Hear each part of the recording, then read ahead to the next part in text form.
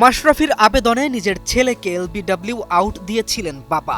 অবিশ্বাস্য না? ক্রিকেট ভদ্রলোকের খেলা, যার অস্তিত্ব ভদ্রতা, পরস্পরের প্রতি সম্মান ও সততা। আধুনিক ক্রিকেটে প্রায় সময় ক্রিকেটারদের অভিযোগ করতে শোনা যায় আম্পায়ারের পক্ষপাতিত্বের শিকার হওয়া, কিন্তু নিজের ছেলের ক্ষেত্রেও পক্ষপাতিত্ব না করে ক্রিকেটকে জিতিয়ে দেওয়ার মতো মহৎ কর্ম খুবই রেয়ার।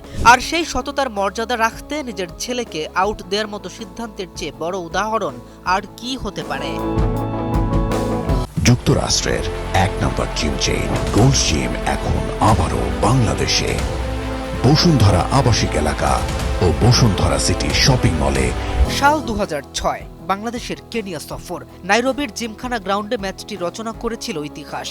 না, বিশ্বকাপের ফাইনাল কিংবা ওয়ানডে ক্রিকেটে এক ইনিংসে 500+ রানের মতো অসাধ্য সাধন হয়নি সেদিন, তবে হয়েছিল মানবতার জয়। মাত্র 42 রানে 5 উইকেট হারানো দলটার হাল ধরতে ক্রিজে আসেন হিতেশ মোদি। 14তম ওভারের পঞ্চম বল ইনসুইং করে ব্যাট মিস করে প্যাডে লাগে। বোলার মাশরাফি বিন মুর্তজার জোরালো আবেদনে সাথে সাথে সাড়া দেন আম্পায়ার সুভাষ মোদি। আর সে কে জানেন?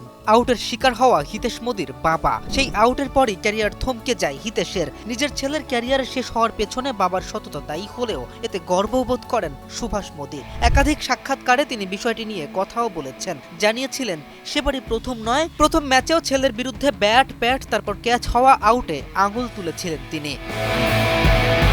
কেম রাফিন, নিউজ 24।